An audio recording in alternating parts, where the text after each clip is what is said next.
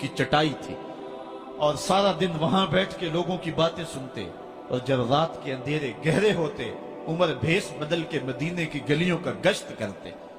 कहा तुम्हारे घर से धुआं निकल रहा है और बच्चे रो रहे हैं, उनको खाना क्यों नहीं देती? कहने लगी उमर की जान को रो रही। उमर के पांव तले से जमीन निकल गई। कहा क्या हुआ?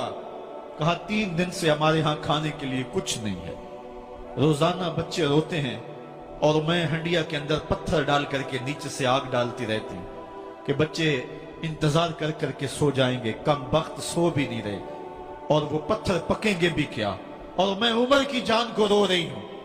हजरत उमर का कलेजा दहलने लगा।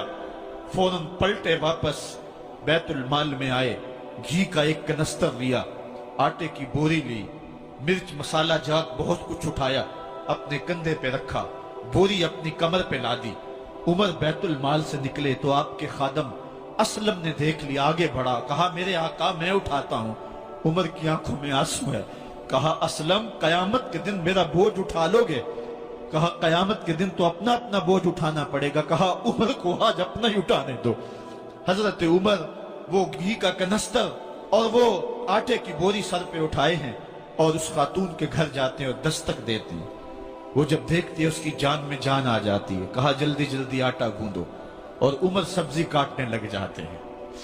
हजरत उमर रज़ी अल्लाह ताला अन्हो सब्जी तैयार कर देते, उधर आटा गुद जाता है और फिर ऊपर चूल्हा रखा जाता है, चूल्हे के अंदर आग रखी जाती है, वो खाना पकाने लगती है, आग बुझती है। तारीख ने लिखा है आग बुझने लगती है, उमर झुक करके फूंके मारता है। उमर झुक झुक के फूंके मारता है। खाना पक गया और बच्चों के सामने खाना रख दिया, बच्चे खा रहे हैं। अब बच्चे रो रो के निढाल हो चुके थे। हजरत उमर अपने हाथों को और अपने घुटनों को और अपने पांव को जमीन पे लगा के, जिस तरह बकरी का बच्चा चलता है वेड़े के अंदर, कभी इधर चलते हैं कभी इधर चलते हैं, ताकि बच्चे मुझे देख के खुश हों और दिल में कहते उमर जितना रुलाया है अब इतना हंसाना भी पड़ेगा। तो कभी उमर अमीरुल मोमिनीन, ये मैं किसी आज के जो है वो लोगों के वोटों पे मुंतखब होने वाले हुक्मरान की कहानी नहीं सुना रहा, मैं उस उमर की कहानी सुना रहा हूं जो 23 लाख मुरब्बा मील का हुक्मरान है, आधी दुनिया का बादशाह है। हजरत उमर जो है जिस तरह बकरी का बच्चा चलता है, इस तरह अपने हाथ और अपने घुटने जमीन पे टेक करके जो है वो इस तरह चलते हैं। बच्चे उमर को देख के मुस्कुराते हैं। जब बच्चे मुस्कुराने लगे तो हजरत उमर ने उस खातून से कहा बुढ़िया उमर को माफ कर दे। उसने कहा तू इतनी हमदर्दी क्यों करता है? कहा उमर बेचारा बड़ा फंसा हुआ है, फिक्र है उसको यरमूक को, फुस्तात हुलवान की, जब फतह है मिस्र तो तैयारी है ईरान की, आते जाते वफद से मुलाकात भी करता होगा और शब को मालूम हालात भी करता होगा। कांटों में उलझी हुई बेचारे की जान है, नींद उसको भी आती है, आखिर वो इंसान है, मेरी बहन उमर को माफ कर दे। उसने कहा ना ना उमर की बात मेरे सामने न कर, कयामत का दिन होगा, उमर का गिरेबान होगा और मेरा हाथ होगा। जब उसने ये बात कही तो उमर बर्दाश्त न कर सके, बच्चों की तरह बिलक बिलक कर रोने लगे। कहा वो बदनसीब उमर तेरे सामने है, आज ही कहला जो कहना है, कयामत के दिन मुझे माफ रखना। उसने कहा तू उमर है? कहा बदनसीब उमर तेरे सामने खड़ा हूं। मेरे उमर कहते हैं अगर दजला के किनारे एक बकरी का बच्चा भी प्यासा मर गया उसका हिसाब भी उमर से लिया जाएगा। हजरत उमर निकले यरूशलेम में, एक ऊंट है एक गुलाम है, कभी वो सवार होता है कभी आप बारी मुकर्रर की है।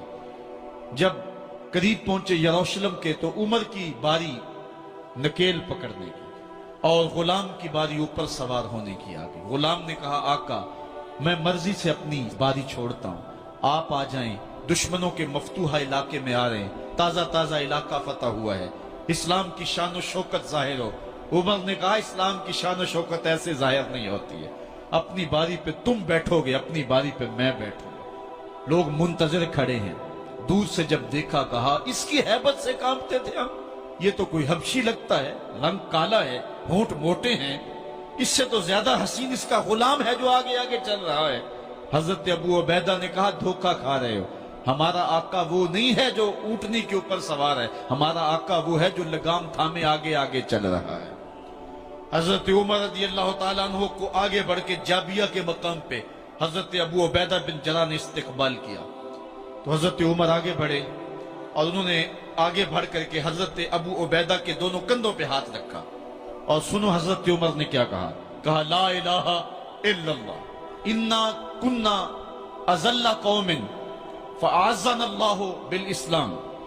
کہا کہ لا الہ الا اللہ، اے ابو عبیدہ بن جراح، ہم ایک ذلیل قوم تھے اور اللہ نے ہمیں اسلام کی وجہ سے عزت عطا کی ہے. اور میں تمہیں ایک تاریخ ساز بات کہنے لگا ہوں، اور وہ یہ ہے کہ جب تک ہم اس عزت والے اسلام کے دامن کو تھامے رہیں گے ہماری عزت قائم رہے گی، اور جب اسلام کے علاوہ کسی اور جگہ سے عزت ڈھونڈیں گے تو رسوا کر کے رکھ دیے جائیں گے. یہ ہے وہ خلاصہ جو حضرت عمر نے امتوں کے عروج و زوال کا بیان کیا ہے. اس امت کو جو خیرات ملی ہے تخت و تاج کی، وہ پینٹاگون سے نہیں ملی، وہ واشنگٹن سے نہیں ملی، وہ وائٹ ہاؤس سے نہیں ملی، وہ محمد عربی کے جوڑوں کا صدقہ ملی ہے. اس لیے جب ہم نے اسلام سے انحراف کیا، پاکستان حاصل کیا گیا تھا. پاکستان کا مطلب کیا؟ لا الہ الا اللہ. ہم نے اس نعرے کو چھوڑ دیا ہوا ہے، ہم نے انحراف کر دیا ہے. آج ہماری نظریں مغرب کی طرف لگی ہے کہ تخت و تاج اس سے نصیب ہوتے ہیں، اور دنیا کے اوپر ہم رسوا ہو کے رہ گئے. ہماری پستی، ہماری زبوحالی، ہماری ذلت کا سبب یہ ہے کہ جس جگہ سے ہمیں عزت ملی تھی ہم نے وہ مرکز ہی چھوڑ دیا ہے. اس مرکز حیات کو، اس مرکز زندگی کو، اس مرکز عزت کو ہم نے چھوڑ دیا ہے، اور دنیا کے اوپر ہم رسوا ہو رہے ہیں. انہی حضرت عمر کی کہانی ہے. وادی تہامہ سے گزر رہے تھے کہ بچوں کی طرح بلک بلک کے رونے لگے. کہا عمر جوان آدمی ہو اور بچوں کی طرح بلک کے رو رہے ہو. کہا تم نہیں جانتے، مجھے بچپن کی کہانی یاد آ گئی. کہا کیا کہانی ہے؟ کہا یہی عرض تہامہ تھی. میرے باپ خطاب نے مجھے 5 اونٹ دیے تھے. کہا انہیں لائن میں کھڑا کرو سیدھا. میں آگے والا سیدھا کرتا تھا، پیچھے والا ٹیڑھا ہو جاتا، پیچھے والا سیدھا کرتا، آگے والا ٹیڑھا ہو جاتا. میرے باپ خطاب نے مجھے بڑا مارا. کہا کہ تم سے 5 اونٹ لائن میں کھڑے نہیں ہوتے؟ کہا ایک زمانہ عمر پہ وہ تھا کہ اس سے 5 اونٹ لائن میں کھڑے نہیں ہوتے تھے، اور آج شرق سے لے کر غرب تک 23 لاکھ مربع میل کی حکمرانی اور انسان بھی لائن میں کھڑے ہیں. یہ محمد عربی کے جوڑوں کا صدقہ نہیں ہے تو اور کیا ہے؟ عمر سے تو 5 اونٹ لائن میں کھڑے نہیں ہوتے تھے.